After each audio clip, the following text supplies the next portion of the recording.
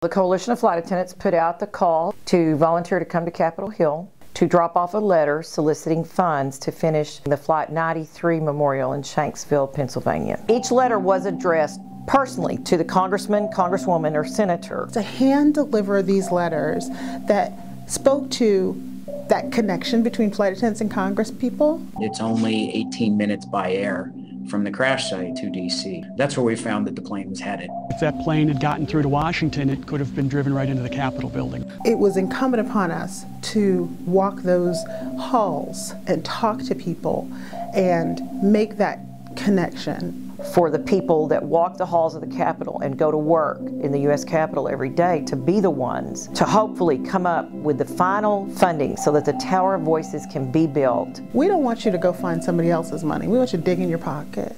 That's a tribute. We are writing to formally request your personal financial support to help finish the long-delayed Flight 93 National Memorial. The heroic actions of the United Flight 93 crew and passengers prevented an attack on our beloved Capitol. We know now that the terrorists were intent on destroying the United States Capitol on that day. Many owe their lives to the heroes of Flight 93. We are asking that each member of Congress set an example by making a personal contribution to the fund. The major Capitol campaign has concluded, but there are lots of little parts of the project that we're still raising funds for. The final piece of the design is a 93-foot tower that will include 40 wind chimes. To have wind chimes that will make music every time a breeze blows, I think is one of the most beautiful and eloquent ways to remember all of those folks. The flight attendants represented there were from across the spectrum of flight attendant groups.